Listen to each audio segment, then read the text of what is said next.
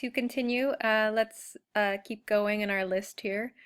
So fluency in good writing, that your argument should be fluid or flow. This just means, you have transitional words uh, between paragraphs and between ideas, and I can read your writing and I can make sense of how one point flows or joins or is connected to your next point. So it's not choppy, it's not sort of scrambled or disorientated. There's a nice logical sequence or flow to your argument, and you're really in control of your writing and your argument and leading your reader through the sequence of your argument. So all that is how well you are able to add flow into your writing. And then lastly, this is the one that students don't like, but grammar, it really does count. So you have to make sure your sentence structure is correct. You can't have run-on sentences or sentence fragments. These types of things will cause your sentences to be um, more choppy or long-winded. So it is important to have proper sentence structure and to follow grammatical rules. So you want to make sure you're writing, that you are editing, and making sure you sort of start working on your writing, improving your writing skills so that you meet some of these expectations of good qualities in essay. So let's talk a little bit about essay organization. And this is the very basic standard type of essay organization that you will probably be familiar with.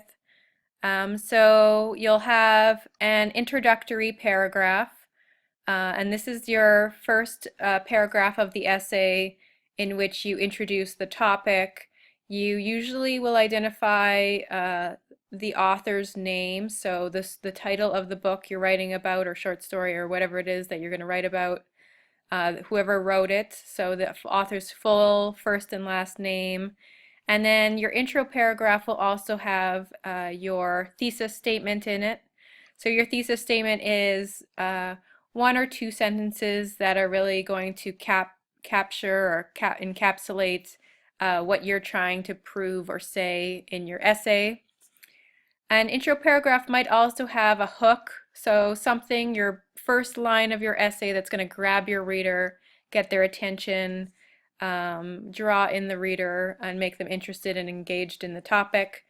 And you'll notice that this inverted triangle indicates how, you have your first sentence, which will be probably quite broad, an opening, and then as you go further into your paragraph, you'll narrow it down into your thesis.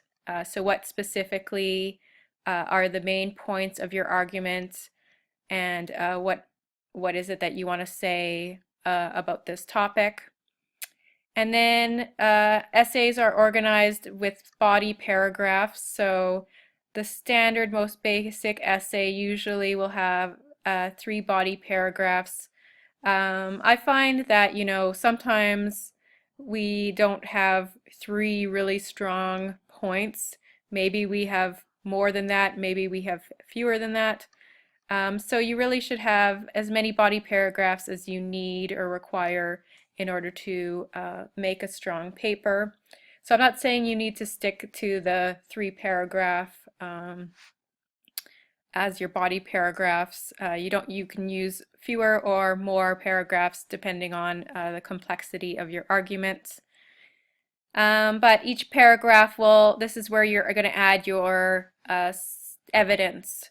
So if you want to include quotations from the text, which I suggest that you do, they should be in your body paragraphs. You shouldn't have quotations in your intro or in your conclusion. You should save that for proving your argument in your middle section, your body paragraphs. And each paragraph should have a topic sentence, so a strong sentence that states what this paragraph is going to be about.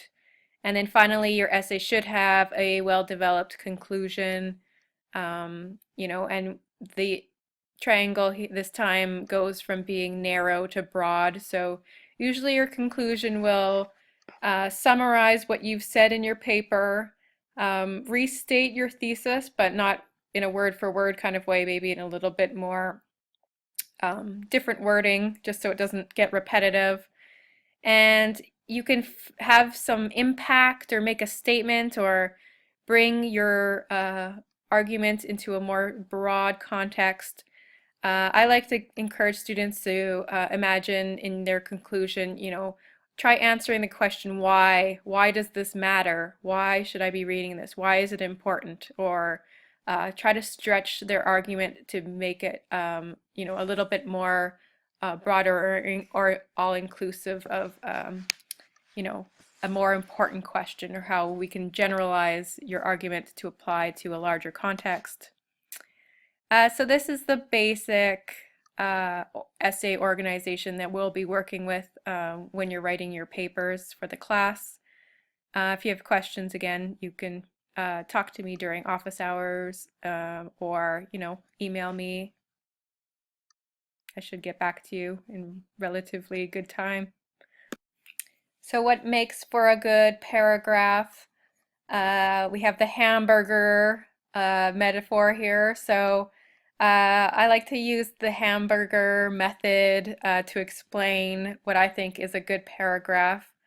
And as you can see, a good paragraph, just like a good burger, needs to have strong, supportive, framing sentences, right? So like the bun that holds the meat and all the toppings together, your topic sentence and your concluding sentence should really be the foundation or support for a good paragraph.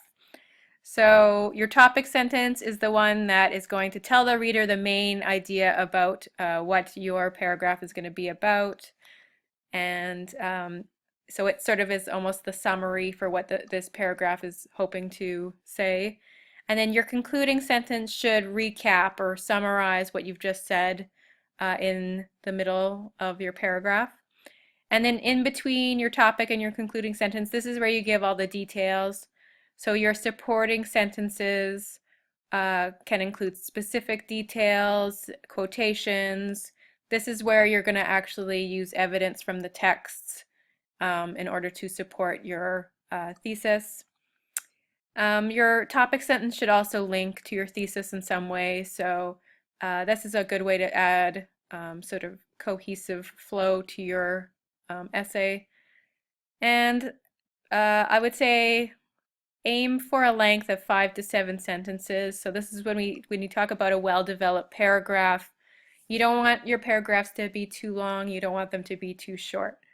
If it's 2 sentences long, it's not a complete paragraph. It's just 2 sentences, right? So you need to say more, add some more detail, develop your points. And if your paragraph just keeps going and going, pages and pages, it's not stopping, this is a good indication that you should start breaking up that long paragraph into more cohesive chunks.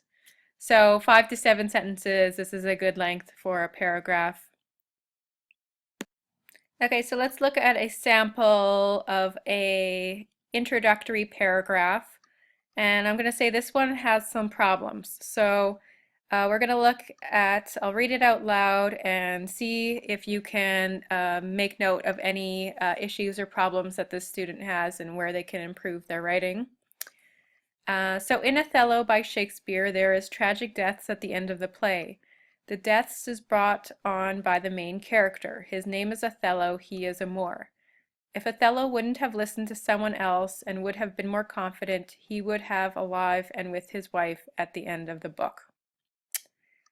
Okay, so just reading that out loud, I could pick up some words or some phrasing of the sentences that just didn't sound right to me.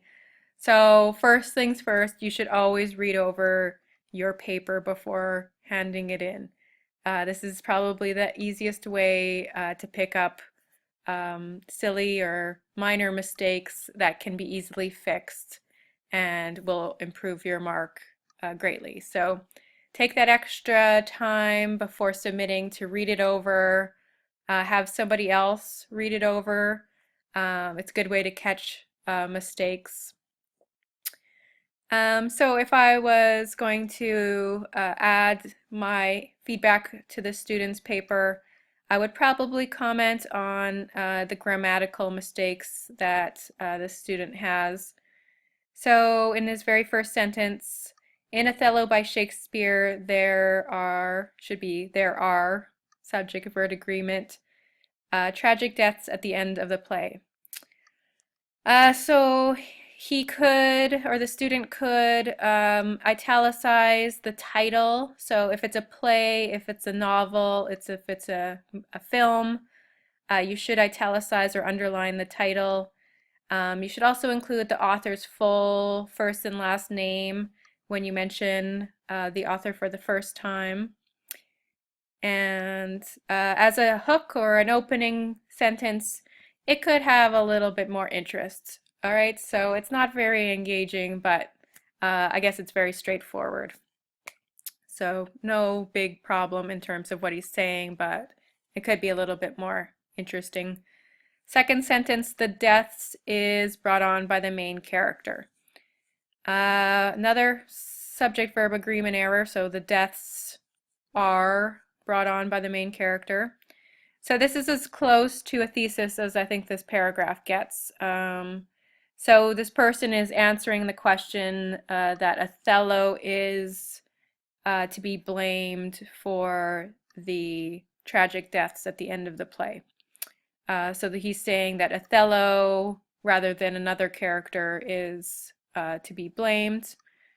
So this would be the thesis. It could be a little bit more of a thesis though, right? So you can sort of develop your thesis, and I would usually move it, your thesis should be somewhere closer to the end of your paragraph, and you should sort of build up to that. The middle sentences, his name is Othello, he is a Moor. This would be a run-on. So if you have a comma and you have two sentences that could be standing on their own, so his name is Othello, you could have a period here and it would stand on its own as a sentence. Instead, the student put a comma, so this is technically a comma splice or run-on. As far as the information, you don't really need to include such basic information in your intro. If you thought this was an important piece of evidence, you could include it, but in this case, I think the student doesn't need to sort of devote so much space to just this basic statement. Capitalization here, so if Othello, proper name should be capitalized, wouldn't have listened to someone else and would have been more confident he would have a live-in with his wife at the end of the book. Okay, so there's something really awkward in this sentence. Other things, technically, he shouldn't have a contraction. His argument is what's the weak part, though. So could he be more specific? Like if Othello wouldn't have listened to someone else, who? Tell me who. So in this case, it would have been, Iago. So he can mention details in the story and strengthen his argument. And obviously, there's some just minor errors here that make the sentence not clear. So there's a lot of things we can change and improve with this example. So here's another example of a student's introduction. This one's about Stephen King's novella Rita Hayworth and Shawshank Redemption. So I'll just read this one out loud. So when faced with adversity, a true hero will stand up and fight for what they believe in. Such is the case in Stephen King's novella Rita Hayworth and Shawshank Redemption, when Andy Dufresne heroically challenges a soul-crushing prison system. Ultimately, it is Andy's unwavering belief in freedom that gives him the strength to overcome the physical and psychological abuses of a corrupt prison system.